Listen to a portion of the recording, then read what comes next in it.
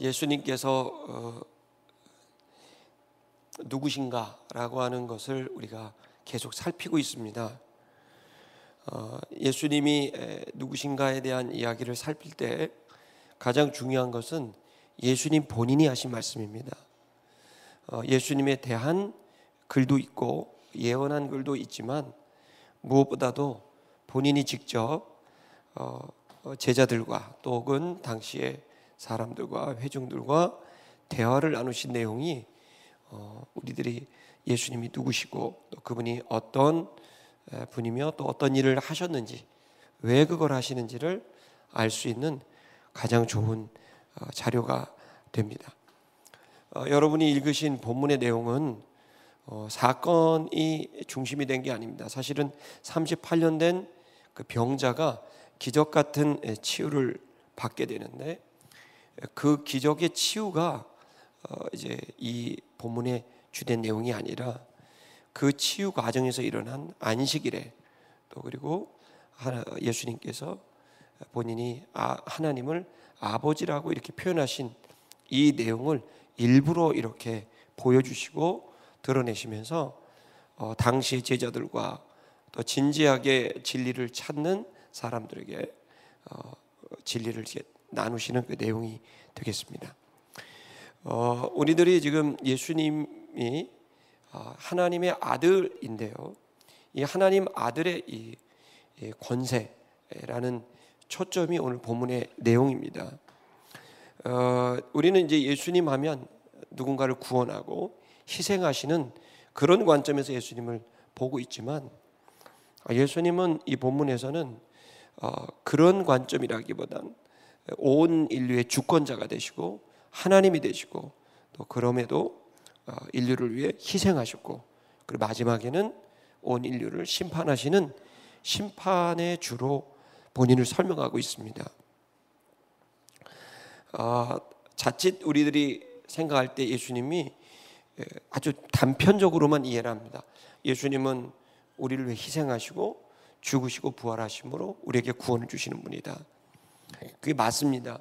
그걸 통해 우리들에게 다시 거듭날 수 있는, 다시 출발할 수 있는 새로운 생명으로 살아갈 수 있는, 그 전까지는 육신으로 살아갔던 우리들이, 자연인으로 살았던 우리들이 이제는 하나님의 그 영을 받아서 하나님의 자녀로 새로운 정체성, 거듭나는, 새로 태어나는 그 삶을 우리에게 허락하셨고, 또 예수님이 오셔서 이렇게 새로운 출발을 하고 싶은 우리들에게 실질적으로 내면을 바꿔주시고 우리의 가치관과 우리의 인격과 습관들을 바꿔가시는 그 일을 위해서 성령님을 우리에게 보내셔서 우리의 영을 강화하고 우리의 영을 새롭게 만들어 가시는, 도와주시는 그 일을 통해 우리가 성결한 온전한 하나님의 사람으로 나아갈 수 있는 그 길을 열어주셨고, 또 예수님이 오셔서 우리에게 주신 가장 중요한 또 일 중에 하나는 과거에 우리가 가지고 있었던 상처들, 아픔들, 그런 실질적인 육체적 고통과 또 그리고 실질적으로 느껴지는 내면의 고통들로부터 우리를 치유하고 회복해서 비록 몸이 불편하더라도 그 영혼이 자유함을 얻을 수 있는, 고통을 느끼는 게 아니라 자유를 느끼고 행복을 느낄 수 있는 치유와 회복을 우리에게 주셨고, 또 하나 가장 중요한 우리에게 주신 가장 중요한 선물은 그분이 오셔서 우리들의 삶에 있어서 모든 억울한, 또 우리들을 계속 흔들어 놓은 실체적인 그 어둠의 영들을, 그 원수들을 파하셔서 우리들에게 이제는 새 하늘과 새 땅에서 영원한 진정한 천국에서의 삶을 살아갈 수 있도록 그 악의 원흉이고 원천인 마귀를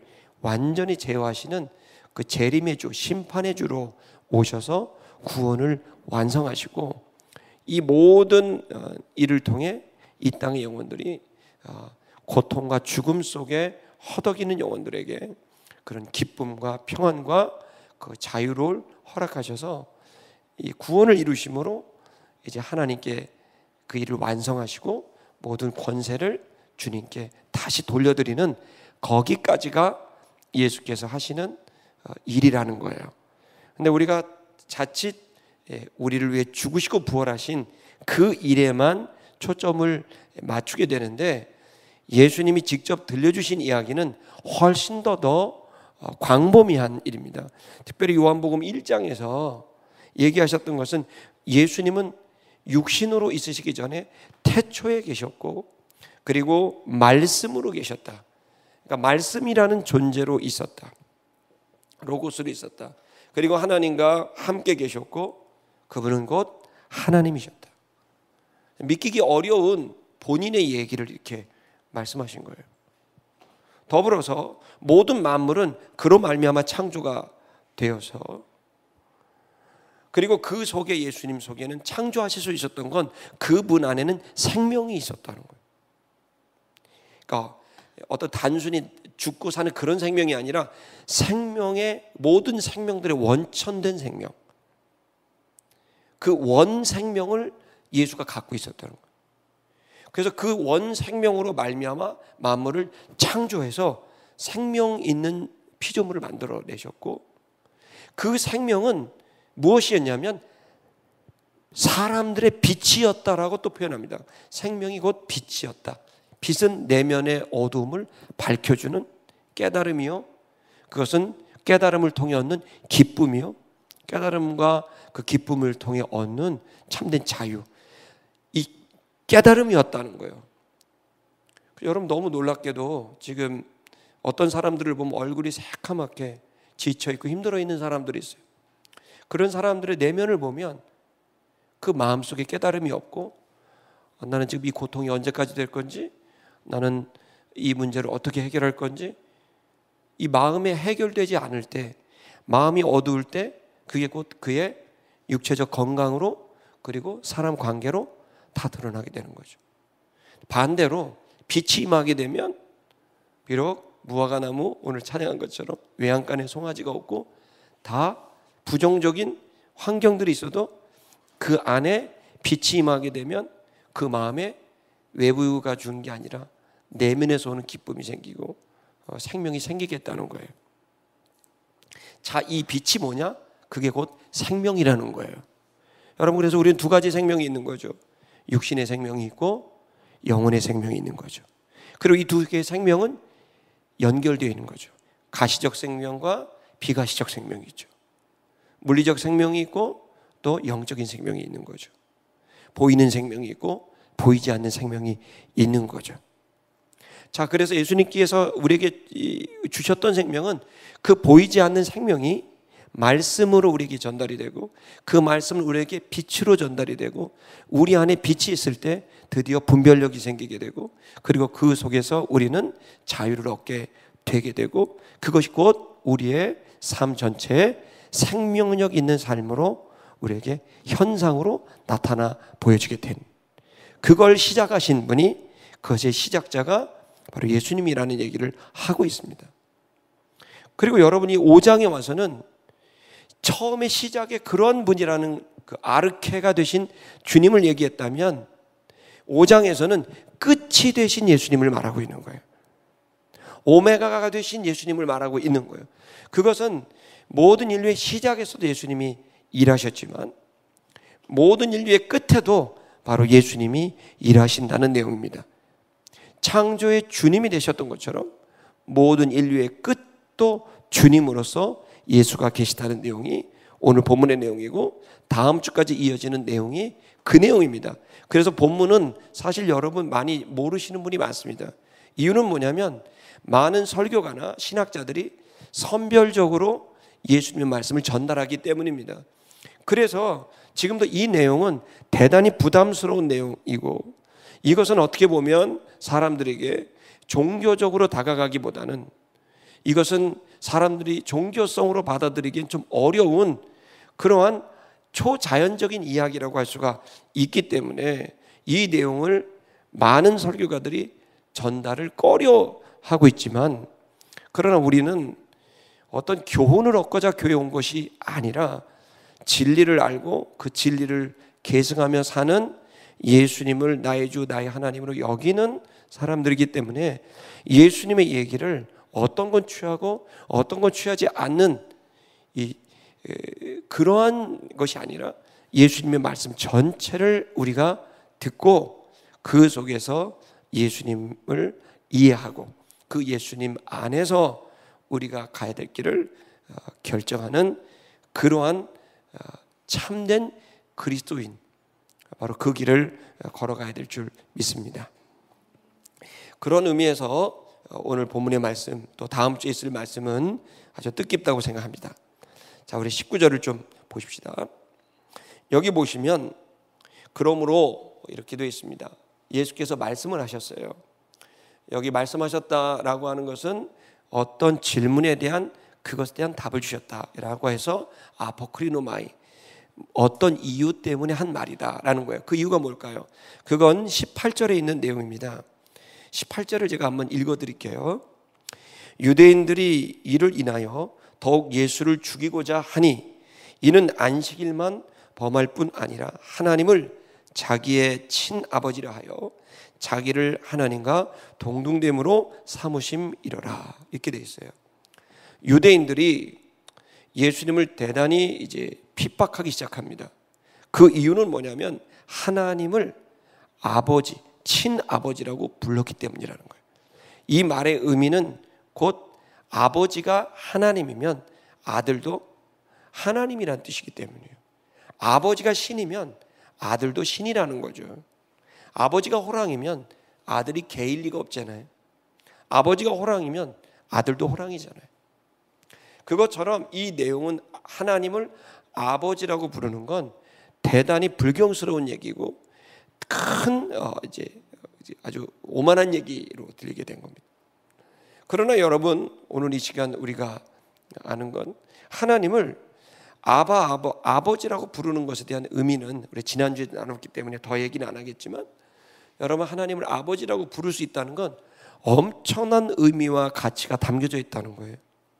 그러니까 지금 많은 성도들이나 일반 신자들조차도 하나님을 이렇게 아버지라고 부르는 사람들도 있더라고요.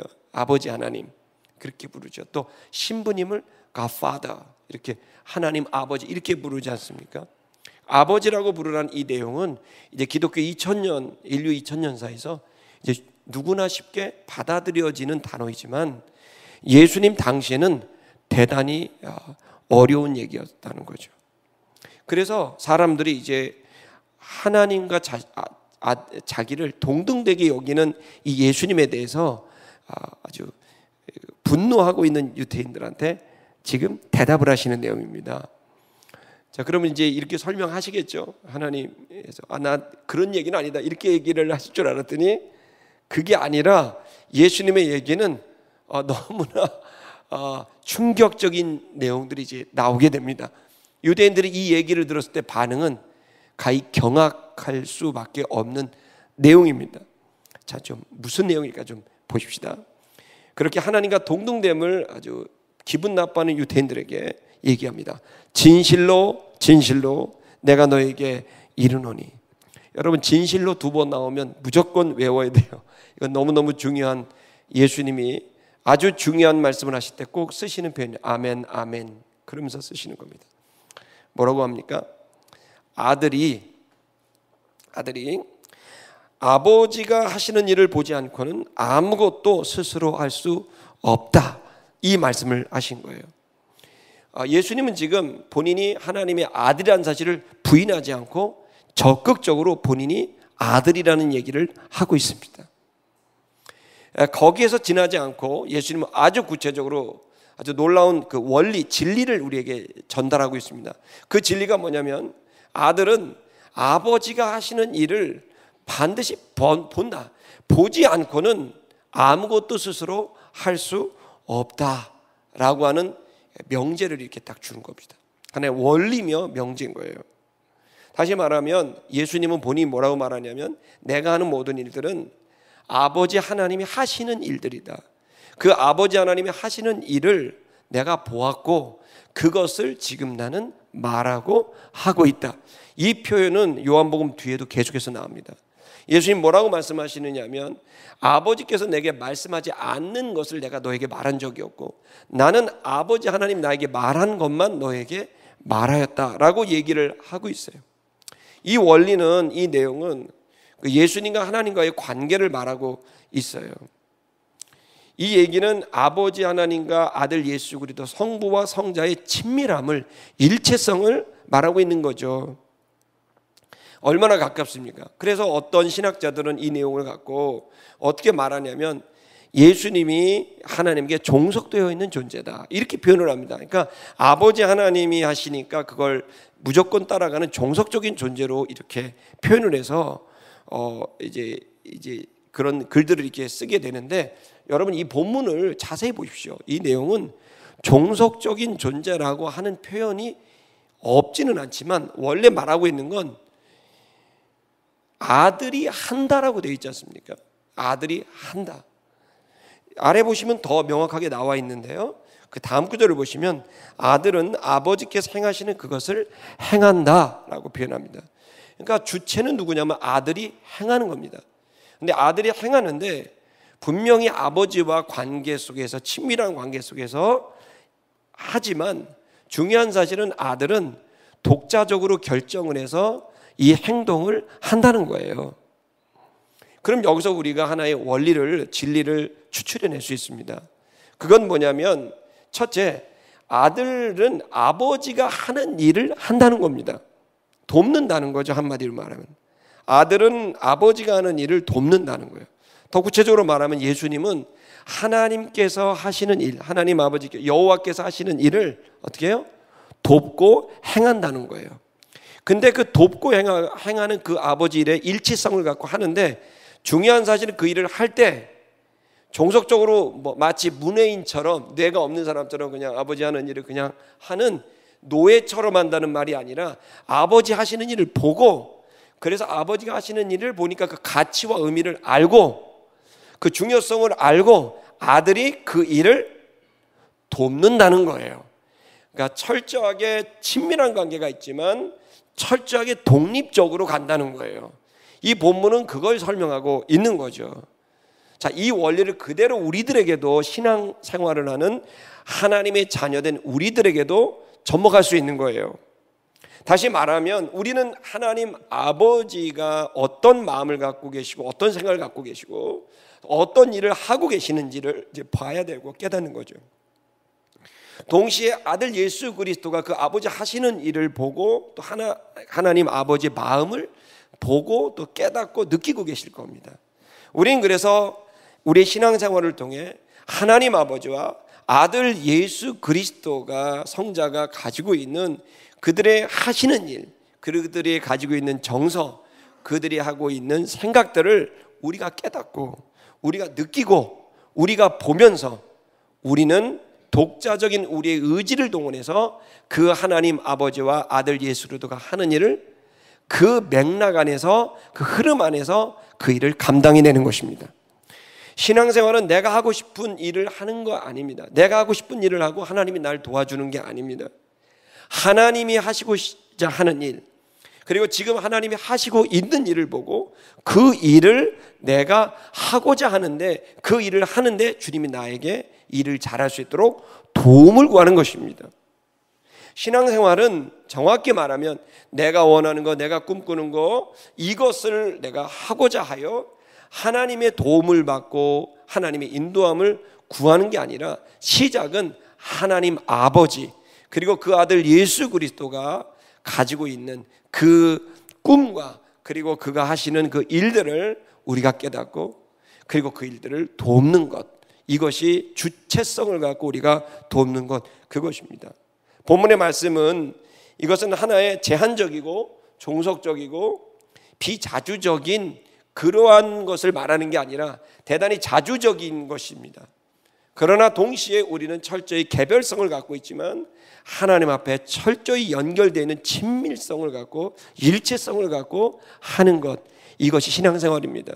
그래서 하나님은 우리들에게 노예와 같이, 아니면 내가 부린 어떤 짐승과도 같이, 가축과도 같이, 아니면 내가 움직이는 로봇과 같이 우리를 종속적으로 대하려 하시는 분이 아니라, 우리는 철저히 동등되게 우리를 여겨주시면서도 그러면서 동시에 본인의 마음과 속뜻을 보여주셔서 그 일에 함께하기를 원하시는, 그래서 자주적으로 독립적으로 주님과 함께 동행하기를 원하시는 것이 주님이 우리에게 바라시는 건강한 신앙생활이라는 걸 믿길 바랍니다. 그러니 여러분, 우리는 생각해야 됩니다. 우리는 느껴야 됩니다. 우리는 눈을 들어서 봐야 됩니다. 하나님이 어떤 생각을 갖고 계시는지, 하나님 마음이 어떤 상태인지, 지금 하나님이 우리를 바라보시고 어떤 일을 행하고 계시는지를 우리의 눈을 들어서 그것을 보고 깨닫고 느끼는 것, 이것이 신앙생활입니다. 자, 예수님이 더 이제 이 얘기를 하시죠. 20절을 보십시다. 거기에 보시면 아버지께서 아들을 사랑하셨다. 이겁니다. 그럼 보여주시는 것, 이 보여주시는 것이 뭐냐? 이유가 사랑 때문이라는 거예요. 그러니까 아버지가 하시고자 하는 일은 그 본질이 뭐였냐면 사랑이었다는 거예요. 사랑. 특히 여기 보시면 사랑은 보통 하나님이 하시는 사랑을 아가파오로 많이 씁니다. 아가페나 아가파오. 그러나 본문에서는 필레오로 씁니다. 필레오. 필레오는 여러분 필라델피아 이렇게 나오는 것처럼 그게 뭐냐면 형제 사랑이라는 개념이에요. 그러니까 인간적 형제 간에 친구들 간에 사귀는 사랑. 여기에 필레오의 핵심적인 사랑은 친밀감입니다. 그러니까 이 본문에서 얘기하고 있는 것은 하나님이 아들을 사랑하셔서 자기가 하는 일을 보여줬고, 그 일을 보여준 것은 아들에겐 부담스러운 일이 될 수는 있지만 아들을 진정 사랑하기 때문에 자기의 이 마음을 보여줬다는 거예요. 근데 그 하시는 일에 대한 본질이 뭐였냐면 사랑이었다는 거예요. 그리고 아들을 사랑하는 것뿐만 아니라 곧 하나님 아버지께서 이 인류를 사랑하고 있다는 그 사랑의 마음을 아들에게 보여줬다는 거예요. 그러니 여러분, 신앙생활하는 우리 모두는 지금 하는 모든 일들의 본질을, 기독교인들, 그리스도인들은 그 본질을 명확히 해야 됩니다. 신앙생활의 본질은, 성도의 본질은, 교회의 본질은, 삶의 본질은 사랑이에요. 우리가 하는 모든 말, 우리가 하는 모든 노력들, 우리가 하는 비즈니스, 우리가 하고 있는 정치적 행위, 우리가 하고 있는 교육 행위, 우리가 하는 모든 일들의 본질은 사랑이에요. 그 사랑이라고 여기고 그것을 신념으로 받아들이고 살아가는 사람들을 그리스도인이라고 말하는 겁니다. 그것의 시작이 예수 그리스도였고, 그 예수 그리스도가 시작된 것의 시작은 바로 하나님 아버지 여호와셨다는 거죠. 그걸 아들에게 보여준 거예요. 뭘 보여준 거예요? 사랑을 보여준 것입니다. 누구에 대한 사랑이겠죠. 그것은 인류에 대한 사랑, 아들에 대한 사랑일 겁니다. 그리고 그 사랑으로 하셨던 모든 말들, 사랑으로 행하셨던 모든 역사들, 그 일들을 보여주시게 되자 아들은 그것을 알아채리고 그 사랑을 본인도 실행하고자 이 땅에 자원하여 온 것입니다. 예수는 떠밀려 온 게 아니라, 조정받아 온 게 아니라 아들은 아버지를 보았습니다. 그 아버지를 본 아들이 그 속에 가득한 눈물겨운 인류를 바라보면서 그 죄 가운데 하나님과의 단절로 말미암아 얻게 된 고통과 죽음을 피하지 못하고 오히려 그 속에 허덕이고 있는 그 인류를 보며 안타까워하는 그 아버지의 마음을 느끼고 본 것이고, 그것을 위해 아버지가 끊임없이 그 사람들을 아버지께로 부르시는 수많은 자연의 현상들, 인류의 역사들, 전쟁에 개입하시는 모든 일들을 통해 하나님은 사랑이라는 그 마음을 실현하고자 사람들을 계속 부르셨지만, 사람들은 불러도 오지 않고 하나님을 거절하고 스스로 자기의 길을 가버리게 된, 그래서 그들이 결국 고통과 죽음과 멸망으로 가고 있지만 해결할 방법이 없다는 안타까운 하나님 아버지의 마음을 깨달았고 느끼게 되자 아들 예수 그리스도께서 그들을 부르시는 그 일, 그들을 하나님의 자녀 삼으시는 그 일을 위해서 자원해서 인류의 역사 속으로 들어오셨다는 거예요. 자, 그러면서 얘기를 계속 이어갑니다. 아버지께서 아들을 사랑하셨다. 그가 자기 행하시는 것을 아들에게 보이셨다. 아버지가 행하신 일을 보았습니다. 그리고 그보다 더 큰 일을 그에게 보여주었다. 이렇게 되어 있습니다. 아버지가 그동안 행하셨던 일을 보여주셨고 이제 더 큰 일을 보여주셨다는 거예요. 여기 더 큰 일이 뭘까요? 먼저 아버지가 행하신 일은 조금 전에 말씀드린 대로 온 인류를 자신의 아들로, 자녀로 그들을 구원하고자, 그들의 고통과 죽음으로부터 자유케 하고자 부르시는 일체의 말씀과 행동들이었습니다. 자, 그런데 그 아버지의 일들, 행하는 일들입니다. 근데 그보다 더 큰 일은 뭘까요?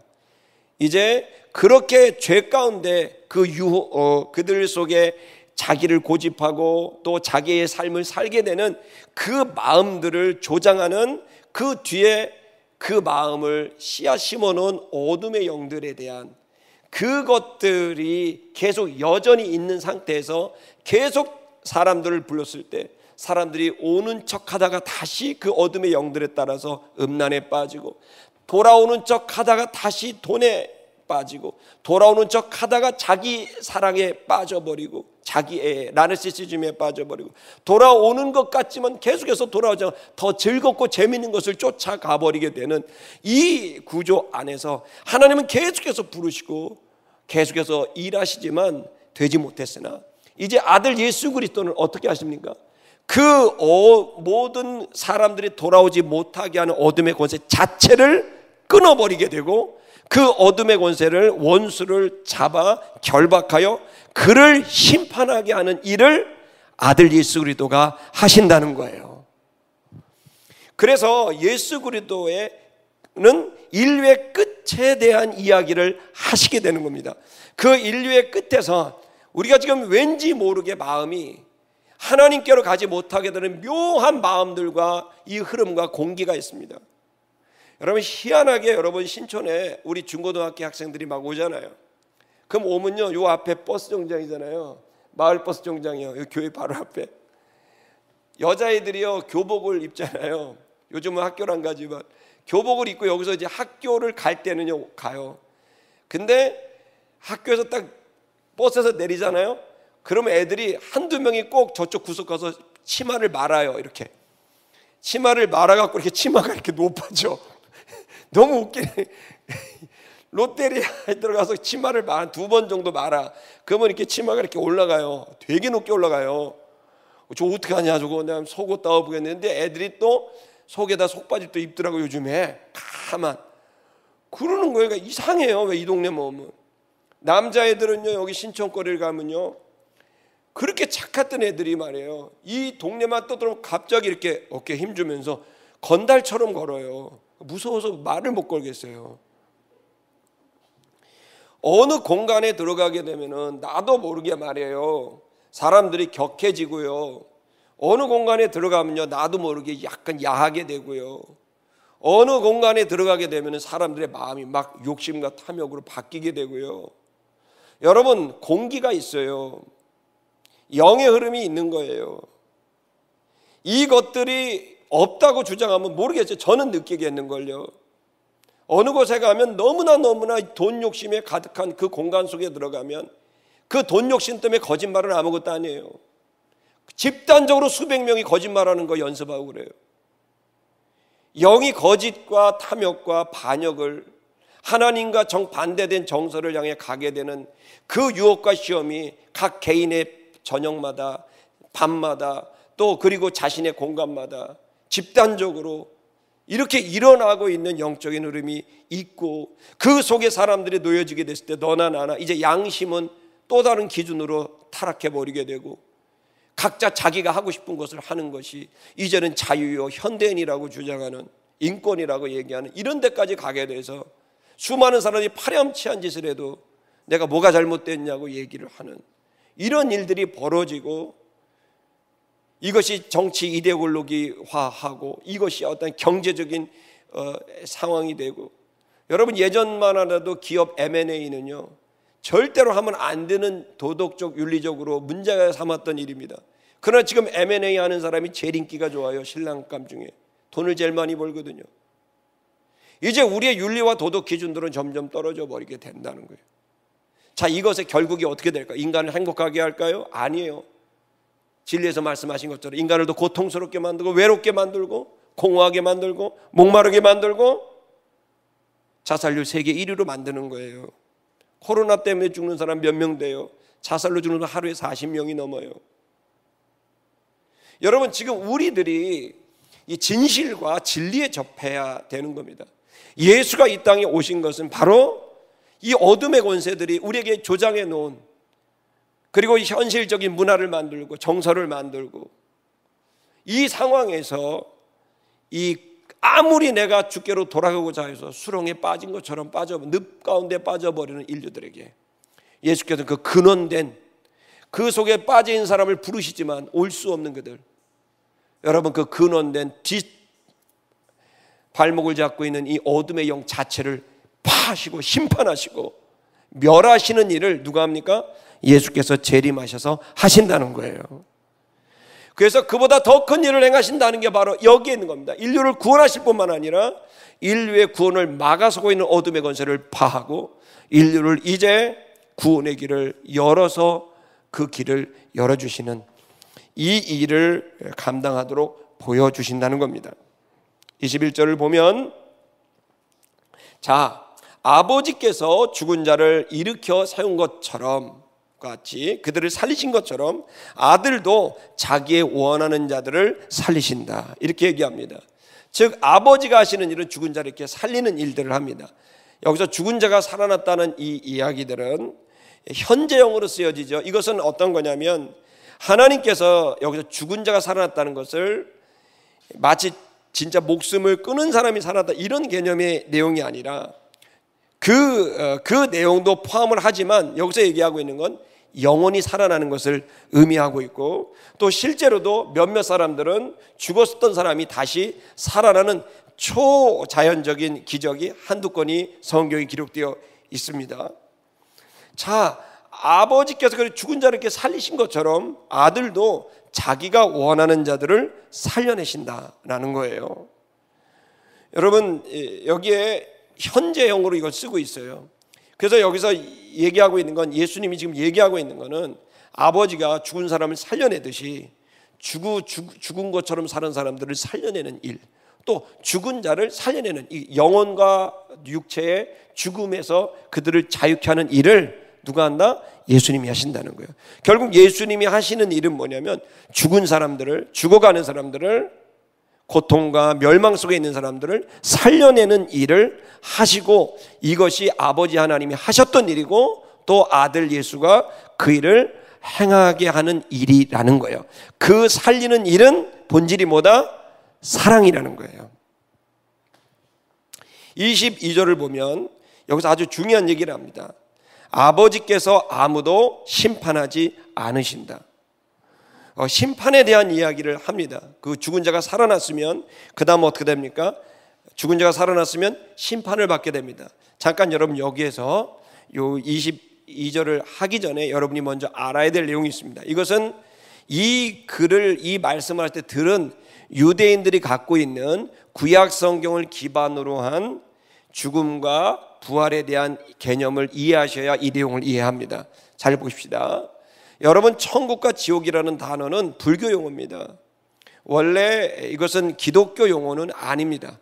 다만 천국과 지옥이라고 하는 이 개념이 성경에서 말하고 있는 개념과 유사하기 때문에 이걸 선교하고 전도하고 설명하려고 스올이라고 하는 그 히브리어인데, 스올이라고 하면 새로운 개념이니까 이해를 못하니까 그냥 간단히 일반인들에게 거긴 지옥이고 여긴 천국이야 라고 위에 있는 스올은 천국이고 낙원이고 아래에 있는 스올은 지옥입니다.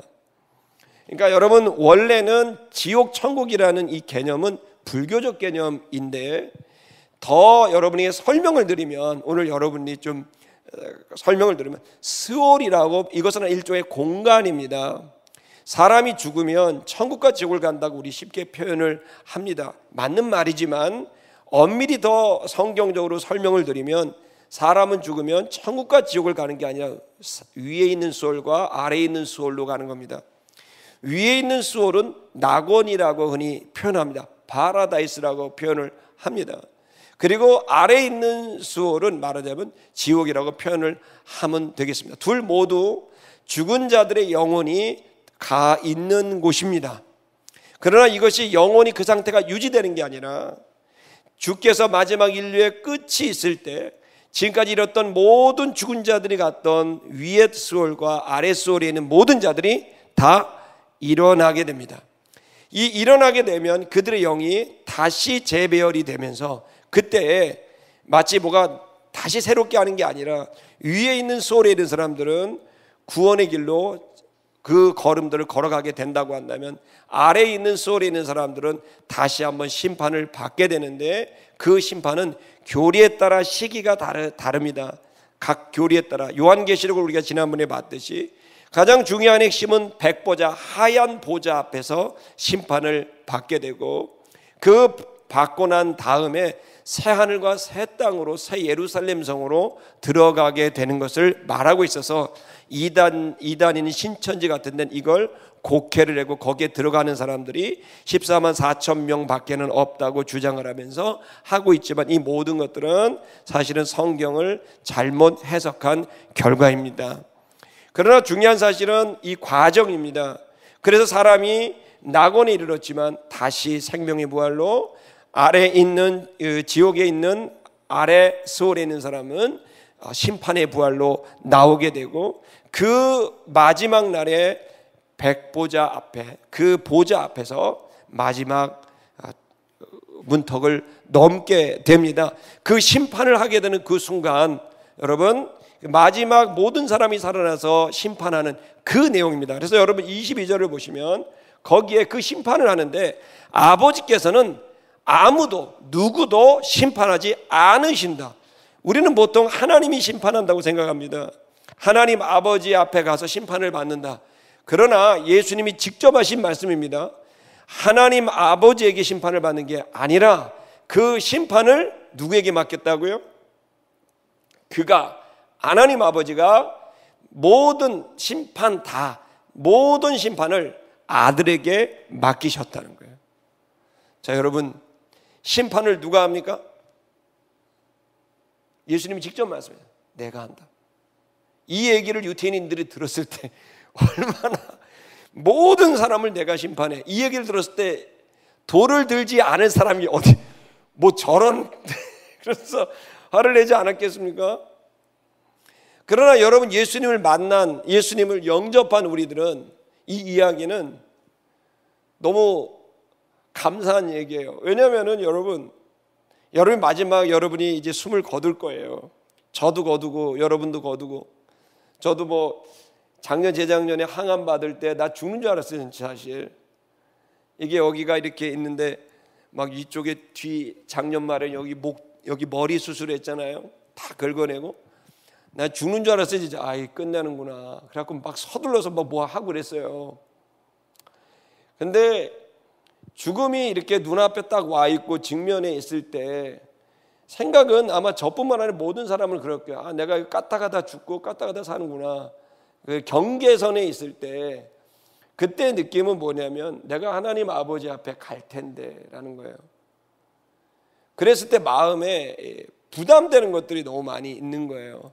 근데 여러분 오늘 저는 제가 그런 과정에서도 여러분 목회할 수 있었고 했던 거는 진리를 알고 보니까요 심판이 두렵지 않더라고요. 할렐루야. 그건 뭐냐면 심판을 아버지께서 하신 게 아니라 예수님이 하시기 때문입니다. 그러니까 예수님이면 제가 좀 친해요. 할렐루야.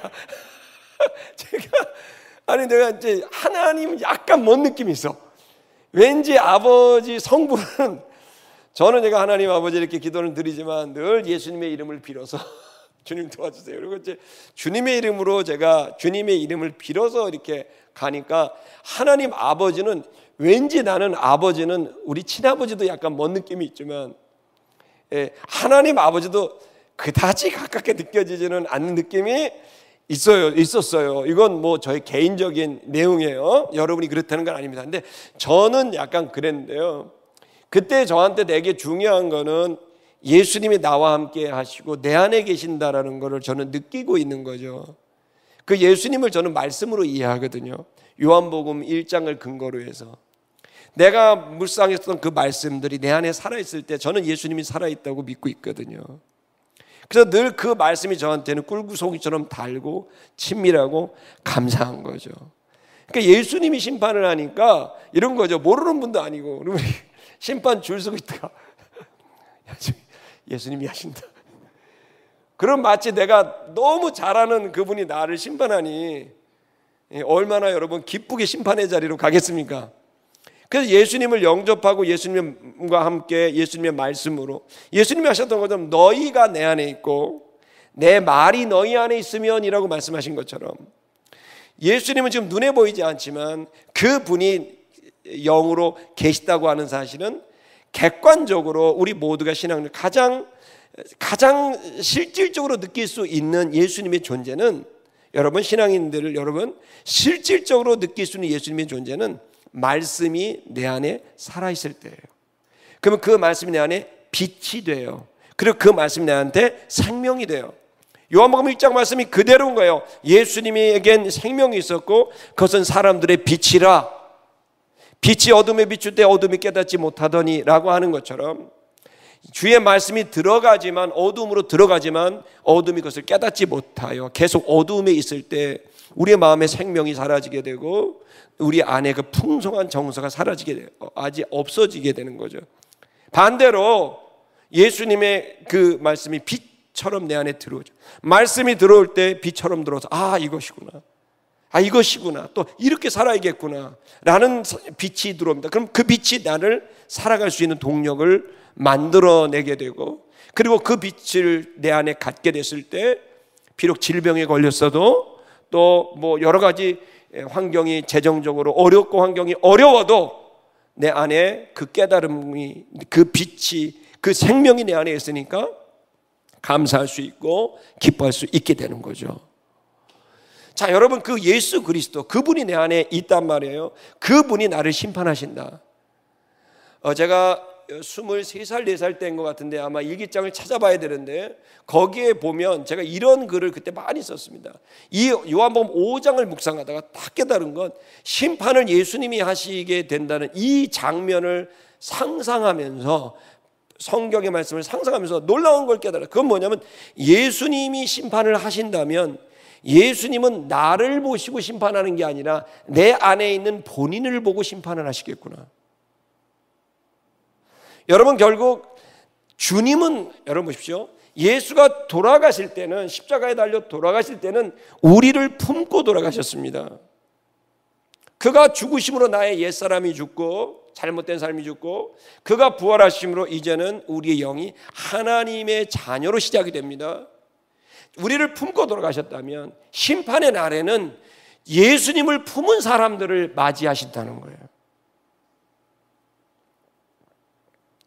결국 예수님은 본인을 보고 심판을 결정해요. 구원을 본인이 보이는 사람은 구원이요, 본인이 보이지 않는 사람에게는 그 사람의 삶을 보시겠죠.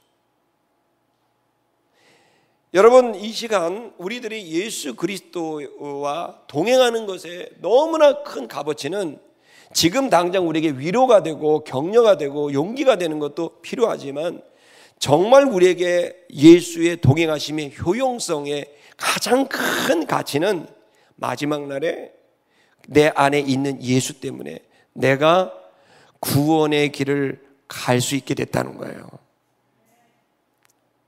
그래서 여러분 지금 당장 우리에게 효용성이 분명히 있지만 더 중요한 것은 예수와의 친밀함은 마지막 날에 죽음의 두려운 문턱을 넘어갈 때 찬송과 기쁨과 기대로 죽음의 문턱을 넘어갈 수 있게 하는 근거가 됩니다. 여러분 여기에서 예수님은 본인에게 심판을 다 맡겨주셨다고 얘기하고 있습니다. 23절을 보시면 이는 하려 하심이라, 그 심판을 주신 것은 이는 하려 하심이라 뭐냐면 모든 사람들이 아들을 공경하게 하려고 하나님 아버지를 공경하듯이 아들을 공경하도록 하기 위해서 이것을 주셨다는 거예요. 아래 구절에 더 한번 추가적으로 보면 아들을 공경하지 아니하는 사람은 그를 보내신 아버지를 공경하지 않는 것이 된다라는 거예요. 여기 공경이란 말이 대단히 중요합니다. 타마오라는 이 공경이란 말은 존중하는 겁니다.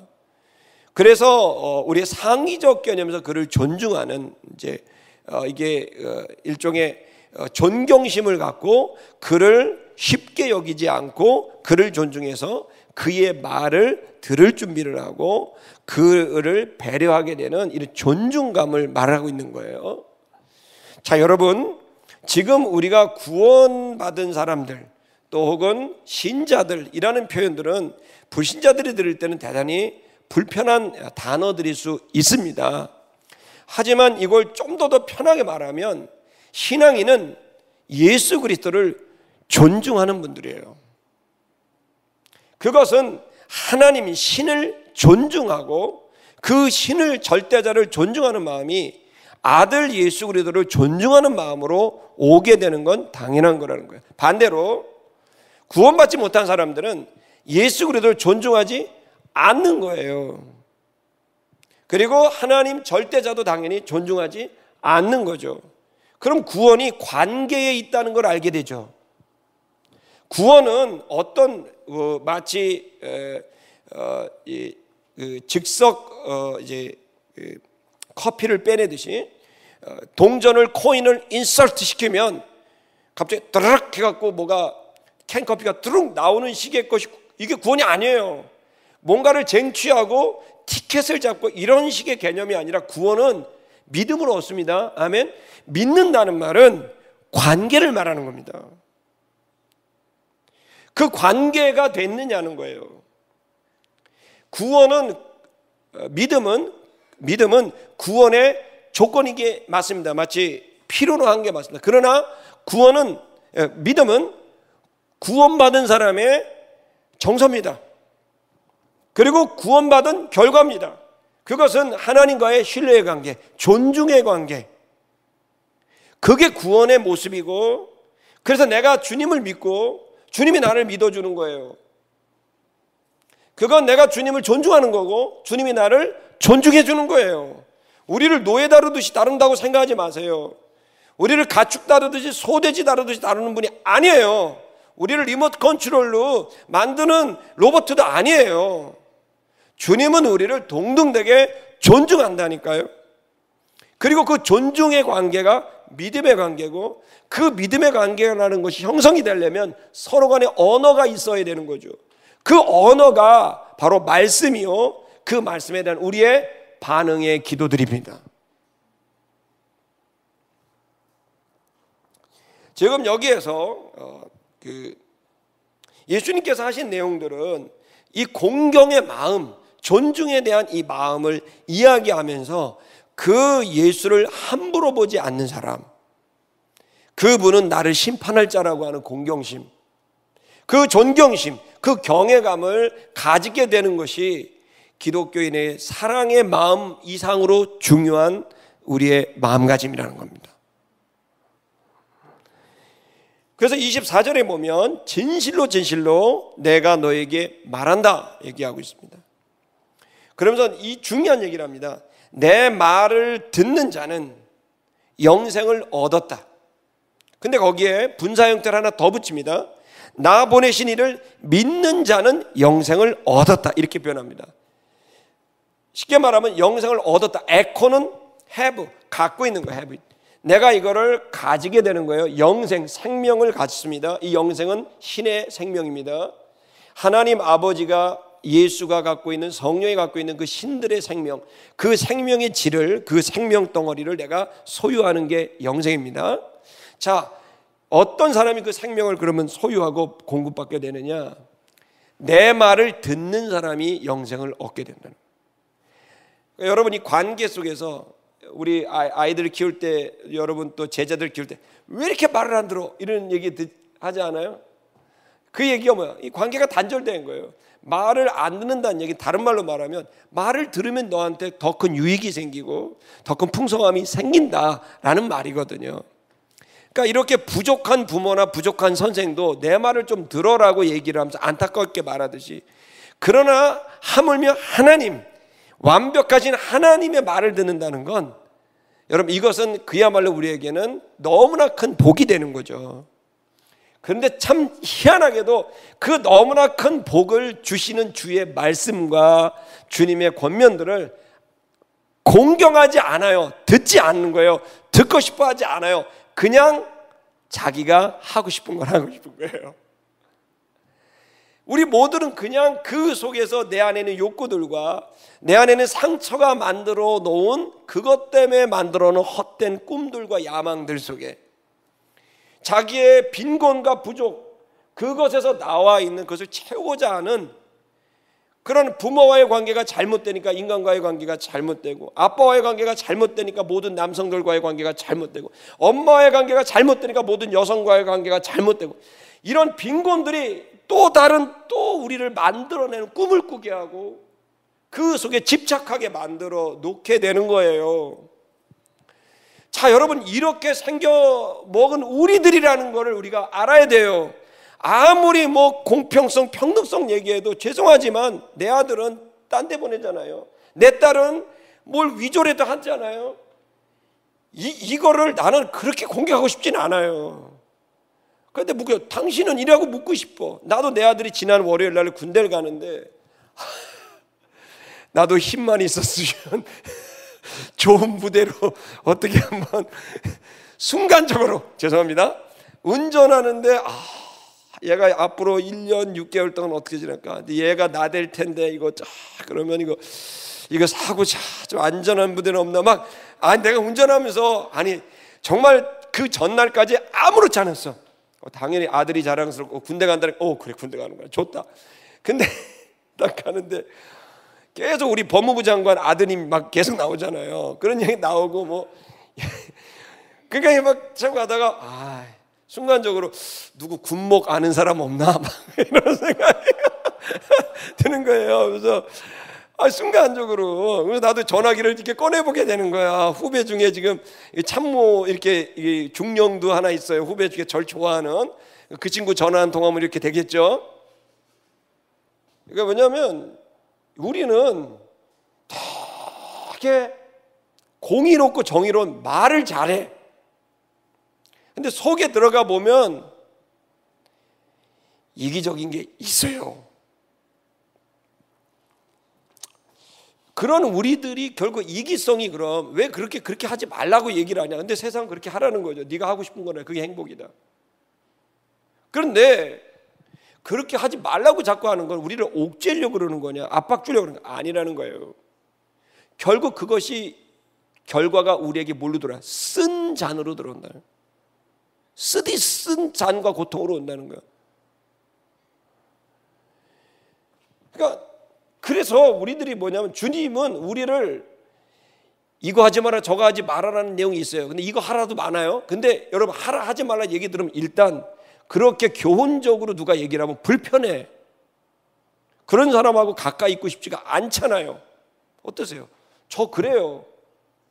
그런 사람을 이렇게 great 이렇게 얘기를 하잖아요. 근데 이규 같은 꼰대 얘기를 들으면 안 되지만 하나님이라면 얘기가 다르죠. 또 지 승질에 기분 나쁘니까 던지는 이거 하지 마 저거 하지 마 하는 것과는 다르잖아요. 하나님이 우리에게 주시는 하라 하지 마라는 그런 이 저렴한 우리들의 그 낮은 의식에서 나온 게 아니라 하나님의 절대적 최고의 가치, 최고의 가치인 그 선인 그 지고한 사랑에서 나온 거잖아요. 그리고 그 모든 걸 알고 있는 지식에서 나온 거잖아요. 그리고 그것을 돕고 싶은 그 능력에서 나온 거잖아요. 그러면 들어야 되거든요. 존중해야 되거든요. 공경해야 되거든요. 그런데 공경하지 않는다는 거예요. 그리고 각자 제 길로 가는 거예요. 그래서 구원은요, 잘 살고 있는 사람을 지옥 보내는 게 아니에요. 우리 모두는 50보 100보예요. 얼마나 많이 개혁, 적폐 개혁하지만 우리가 보면 또 그분들이 적폐 같아. 이거 몇십 년 동안 본 거 아닙니까? 양비론을 얘기하는 게 아니에요. 우리 모두는 양비론이 아니라 우리 모두는 다 부족해요. 다만 잘 살고 싶은 마음들이 있고 자신의 신념화한 것들이 있다면 괜찮은 사람인 거죠. 철학이 있다면. 그러나 반드시 우리가 우리 자신을 인정하며 들어야 될 건 우리보다 더 높게 사신 분의 이야기인 거죠. 더 높은 분의 이야기예요. 예수가 그분의 삶이 우리에게 전달해주고 있는 건 사실 너무 많은 사람이 존경할 세계 3대 성인, 5대 성인 이럴 정도로 인류가 낳은 최고의 스승입니다. 그러나 그분이 직접 하신 내용을 아는 사람은 별로 없습니다. 오늘 여러분이 들은 것처럼 이분은 스스로 말하기를 내가 모든 사람을 심판한다고 말해요. 둘 중에 하나예요. 진짜 성인이든지 아니면 거짓말쟁이든지. 정말 사람들이 얘기하는 것도 세계 최고의 성인이라고 한다면 그분이 거짓말할 이유는 없는 거죠. 그렇다면 이 말씀을 저는 믿어지게 되고 그분이 모든 걸 심판하시게 되는데 거기에서 가장 중요한 건 하나님과의 친밀한 관계. 그 관계를 한마디로 믿음이라고 말하고 있어요. 그래서 그 믿음을 여기서 내 말을 듣고라고 표현했고 아래는 나 보내신 이를 믿고라고 표현한 거예요. 하나님 말씀을 들을 때 그 말씀을 믿고 그걸 들으려고 하는 자, 그 사람에겐 영생이 있습니다. 그 말씀이 곧 생명이요 그 말씀이 곧 빛이기 때문이에요. 이 시간 여러분이 하나님 예수를 존경하는 마음이 있습니까? 또 하나님 아버지를, 신을, 절대자를 존경하는 마음이 있습니까? 그렇다면 여러분 그 존경한 마음은 반드시 그분이 하신 이야기에 대한 대단히 높은 가치를 부여하는 그분의 말씀을 귀히 여기는 그 현상에 대한에 있을 때 이것이 곧 믿는 상태이며 그것이 곧 영생을 소유한 상태가 된다는 걸 알기를 바랍니다. 오늘 이 11시에 주무셔야 되잖아요. 얼마나 피곤하고 어려워. 그러나 이 시간에 깨어서 인터넷을 켜고 또 이곳에 오셔서 여러분이 예배 드리는 것의 이유는 뭘까요? 여러분이 그분을 공경하는 마음, 그분의 말씀을 갈망하는 마음이 있어서 왔다면 여러분은 귀하신 분들입니다. 여러분 안에 생명이 있습니다. 여러분 함께 우리가 좀 이걸 좀 더 찬양하면서 고백하면서 그 주님을 우리가 좀 느끼고 그분의 그 말씀들을 좀 다시 생각하는 시간 됐으면 좋겠습니다.